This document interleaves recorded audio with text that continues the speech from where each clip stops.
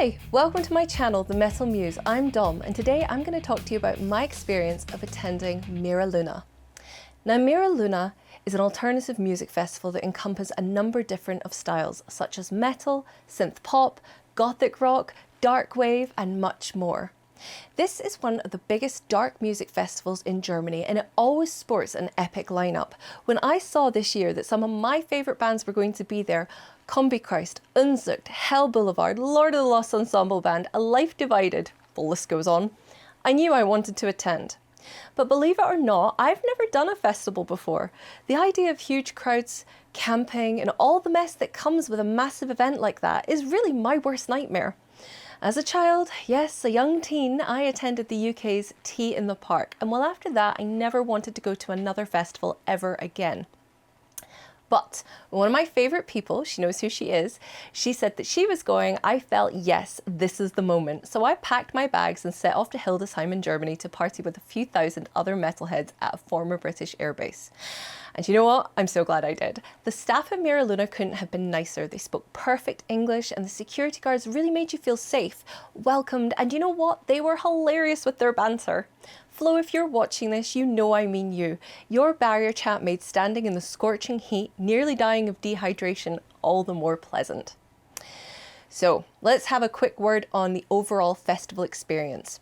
There were showers that were in pretty good condition. There was a phone charging station that was very cheap, very reasonable. There was a Helga station where you could buy a tent or anything essentials that you might have forgotten. And I have to confess, my tent buddy, she forgot an essential part of our tent. She forgot the frame. So luckily for us, the Helga came through and we were able to get a cute little pink Mera tent just for two.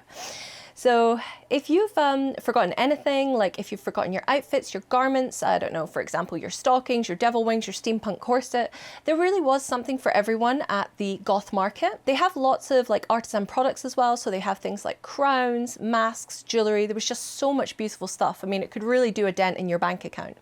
The food was very expensive, but there was a lot of choice. You could get your quintessential black goth ice creams, black crepes, weenie-shaped waffles, or gourmet fries. The one thing that I thought was a bit pap was there was no shady spots.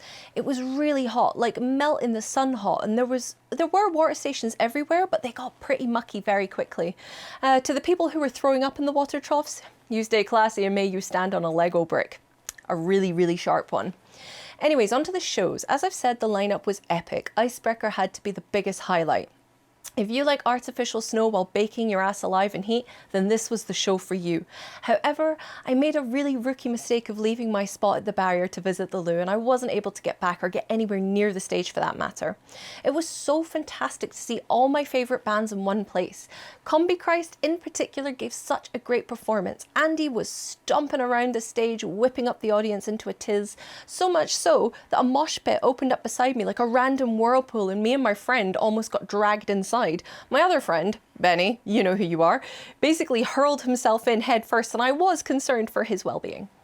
Hell Boulevard and Unzucht are two of the bands that I've seen before on like medium to small venues, so I really wasn't sure how they translate onto the big stage at Mera, but they did a stellar job and they really filled the stage with their energy. Daniel, the frontman of Unzucht, and Matteo, the frontman of Hell Boulevard, if you see this, you bloody rocked the stage.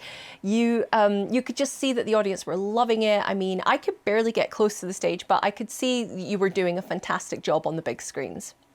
Probably one of the best bits about attending an event like Mera is that you discover new bands that you didn't know that you needed in your life. And for me, that was Lacrimas Profundere, which I have probably mispronounced. The band's frontman, Julian, came bounding onto the stage ready to go. He was like a stick of lit dynamite for the whole performance.